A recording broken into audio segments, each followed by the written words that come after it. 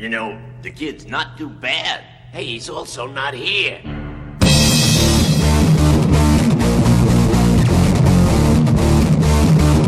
The Necro Critic is in.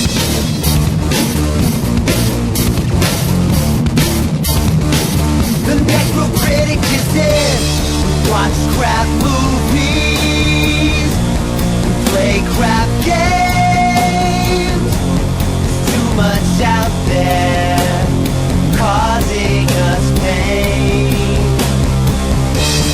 The actors are rancid, the plot is stale.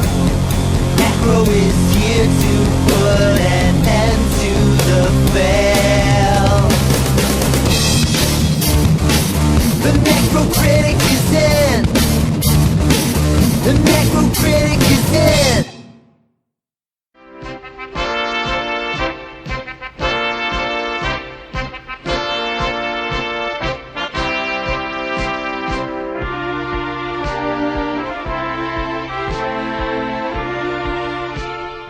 Hi, I'm the Necro Critic.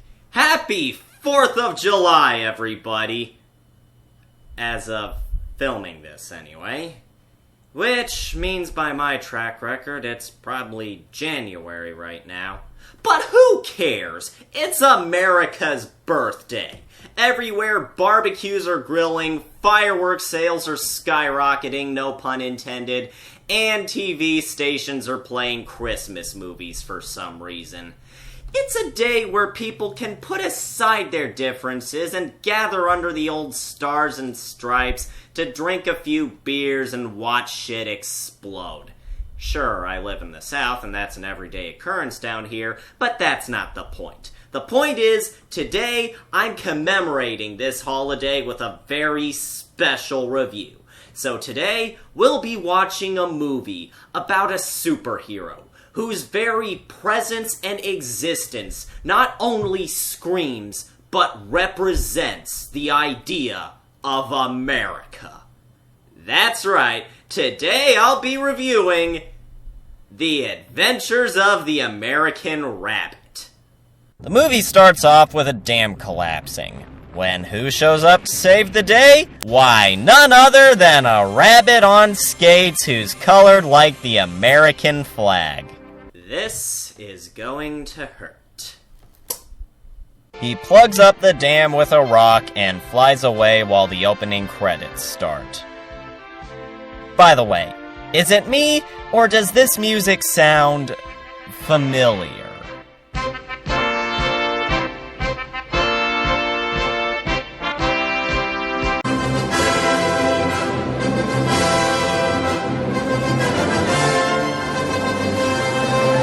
So we begin our story in a small town where everyone is gathering to see the newborn Rob Rabbit, including a mysterious old man.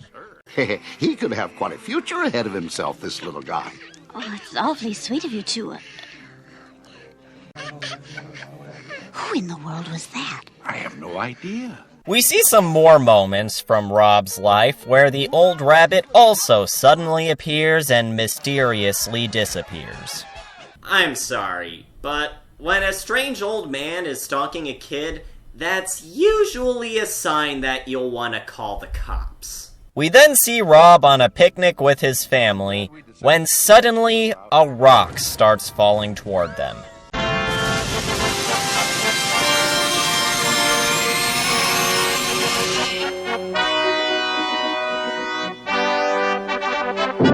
After saving the day, he's confused about his sudden transformation when the old man from earlier shows up and explains everything. For as long as time itself, our quiet little village has carried the heavy responsibility of providing a very special hero. A hero? Yes, a hero who works tirelessly to make the outside world a better, happier place. So, his powers come from the fact that he was born in a specific town? Makes sense to me! So Rob leaves in order to fulfill his superhero duties as the town disappears behind him. Okay. He arrives at San Francisco when he encounters a gang of jackals riding to some crappy stock music that totally doesn't sound like Foghat's Slow Ride. What are you looking at, lunch meat? Well, I'm, I was just noticing your helmet. Oh, that's a very handsome helmet. Wait a minute. I know that voice. This ought to dampen their enthusiasm. Barry Gordon? Oh, come on, man! You were my favorite turtle! Why'd you have to degrade yourself like this? After taunting him for a bit, they leave. Afterwards, he explores the city for a while when he comes across a club looking to hire a pianist. He gets the job as he meets the club's owner, Teddy Theodore Panda, and his assistant, Bunny O'Hare. You've gotta love how creative these names are. When suddenly, the jackals from earlier walk in and try to extort protection money from Teddy. I'll make it a point to go over all this very carefully with my insurance broker. Look, you don't get the picture, wimps. You see, from now on, you gotta think of us as your insurance breaker. Teddy refuses, so they leave with their demands known. You want to know something, Robert? Oh, yes. What? You play a whole lot of piano. Why, yes. As a matter of fact, he does. That night, Rob is playing with the club's resident band, the White Brothers, when the jackals burst in and wreak havoc on the place. However, despite the carnage, Rob is still playing that piano. You know, Rob, now might be a good time to go superhero on their asses. Just saying. With the club in ruins, Bunny and Teddy decide to organize a rally against the jackals in an effort to stand up to them. Or they could call the police. That'd probably be smarter. The following night, we see the jackals talk to their heavily concealed leader, Voltor, and his pet vulture. He's not happy about the city plotting against him, so he plans to sabotage it. Voltor is going to make an example of those who dare to resist us. Oh god, I know that voice too. A riot is an ugly thing. And once you get one started, there is little chance of stopping it. Short of bloodshed. Kenneth Mars? Why? Dude, you're like one of the funniest actors who ever lived. This is so beneath you. The next day, as everyone is marching toward the rally, Rob notices the jackals are in the back while the vulture tries to cut the bridge with its beak. So he transforms into the American rabbit and fixes the bridge. With that taken care of, they hold their rally. Teddy announces that he's going to rebuild his club. Where are you going to get the money to rebuild that club of yours? We're going to do a concert tour of the country. We'll play everywhere. Bunny's already booked us into some major spots like the Grand Canyon, New Orleans. We're going on the road with the White Brothers. Hey, not that the tour isn't a cool idea or anything, but, didn't you say earlier that you had insurance? Wouldn't it be easier to contact them and file a claim or something? We cut back to Voltor's hideout, where he's trying to plot how to get rid of the American rabbit. So the gang plans to trick a friendly gorilla named Ping Pong into fighting him by misleading him with a phony telegram. Dear Pete, stop. Party for the White Brothers band change. Stop. Jiminy, wonder why they decided to move the going away party. That voice. Oh god, don't tell me.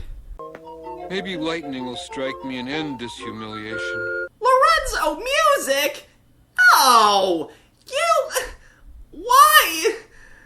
Okay, for the sake of brevity, is there anyone else in this movie that I should care about?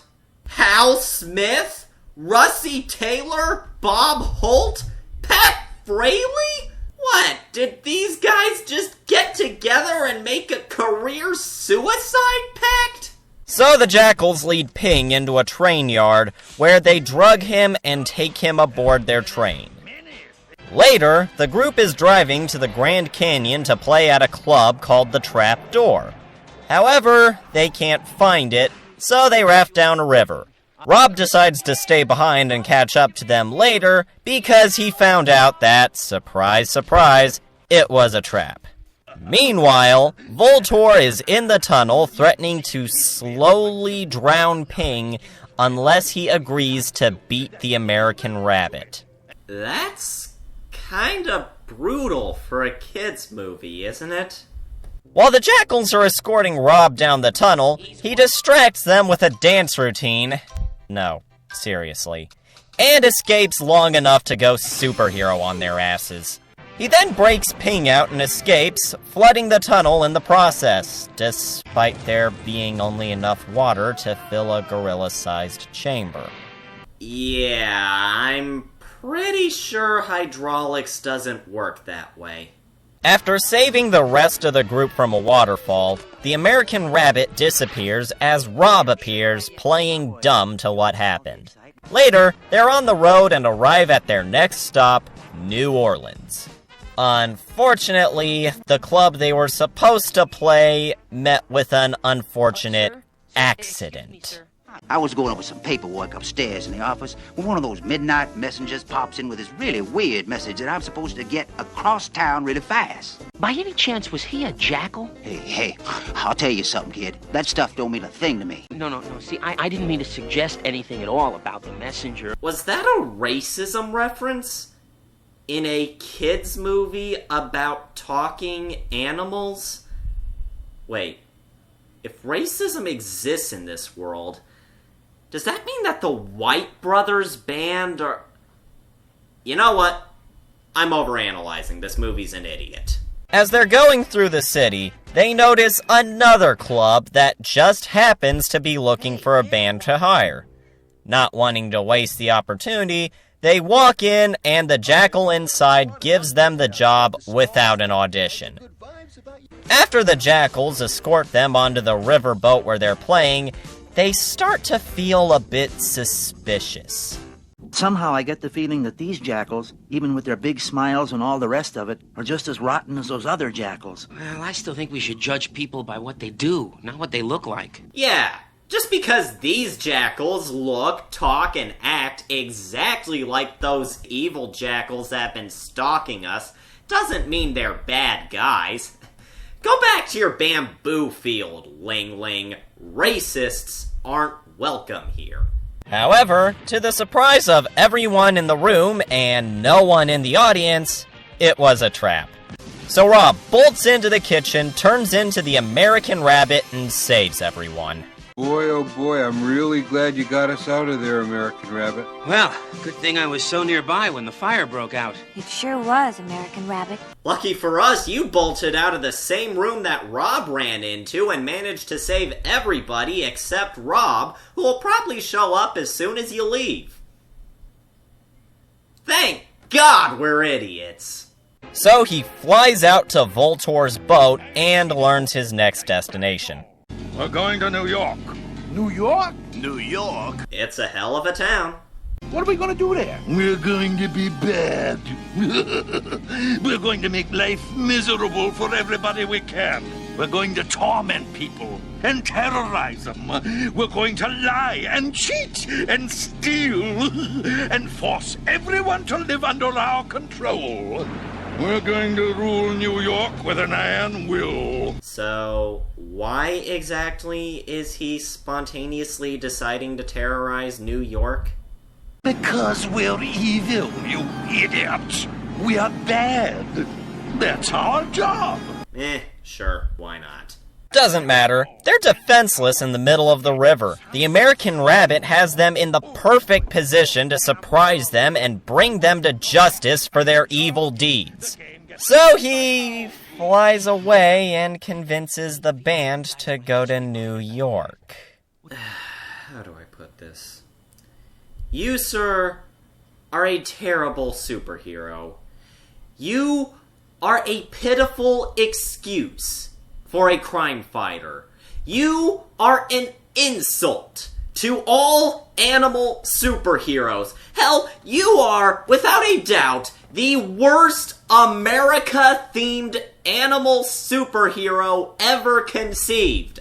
That's right, you make Yankee Poodle look like a fucking badass by comparison. That is how much you fail. So they hitch a ride with a pair of moose driving a chocolate truck. After dropping them off, however, the jackals show up to kidnap the chocolate moose. Ow. My soul. Voltor confines them and forces them to make chocolate for him. Why? Tell me, do you like chocolate? Well, yeah, sure. I like an occasional munch. You and everyone else, the whole world craves chocolate. And he who controls chocolate controls everything. He who controls the chocolate controls the universe! So the first step of his evil plan is to lure everyone in New York into the Statue of Liberty by baiting them with chocolate. And it works. This movie was written by a 5-year-old, wasn't it? He then tells everyone that he's going to blow up the statue if they don't obey him. But suddenly, the American Rabbit shows up to fight them. However...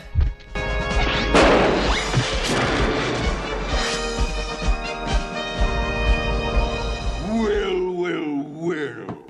If it isn't the heroic hair of San Francisco Bay. I had a feeling you might pop up again. Wait. Voltor was the vulture the whole time, and the dude was just a suit. What? Does he have psychic control over suits or something? For that matter, why in the hell did he even need the disguise in the first place? This makes no sense! With his claws on the trigger, he forces the American Rabbit to give an announcement that he is in charge. By the way, am I the only one who thinks it's weird that the Statue of Liberty is human when the world is populated by animals? So Voltor and the Jackals now rule the city under the threat that if anyone disobeys him, he'll pull the Doomsday Switch. What's the Doomsday Switch, you ask? I have no fucking clue. They never build it up or explain it. It just shows up out of nowhere because it's convenient. Humiliated and depressed, Rob comes across the old man from the beginning who has some more words of wisdom for him. You don't get to win them all, Rob. Besides, seems to me like maybe it's time the American Rabbit makes a power play of his own. After leaving the cab, Rob transforms into the American Rabbit and plans to shut down the Doomsday Switch by stopping the Niagara Falls and taking out the power to the whole city. That's kind of extreme, isn't it? And besides, how exactly is he going to stop the... bullshit! So, what, he just happens to have river-stopping electric powers? No! Bullshit! You can't just make up superpowers as you go along. With the Doomsday Switch broken, Voltor goes to the American Rabbit for the final showdown. And by final showdown, I mean get chased into Canada and killed by snow. With the day saved, Rob returns to the group, gets the girl, and the movie ends. This movie is horrible. The concept is stupid, the plot is all over the fucking place, and every conflict could have been resolved in the first half hour if anyone had bothered using common sense. I mean, God, what idiot in their right mind made this piece of crap anyway? Oh, get this. Turns out it was a collaborative effort between Fred Wolf Films and Toei Animation? Okay, hold on. You're telling me that the guys who made Teenage Mutant Ninja Turtles and the guys who made Dragon Ball Z got together, hired some of the best actors that the mid-80s had to offer, and this is what we ended up with? I mean, God, it's like they took everything that was awesome from my childhood and just threw it into a blender. That might seem like a nice description at first, but think about it. Take all of your favorite foods: pizza, cheeseburgers, ice cream, root beer, vodka, eel. Now, throw them all into a blender and hit frappe. What you end up with is a horrifying and unrecognizable mess that has a distinct hint of familiarity that just makes the experience that much worse. That is this movie. This is the Necro Critic saying, Happy birthday, America. America.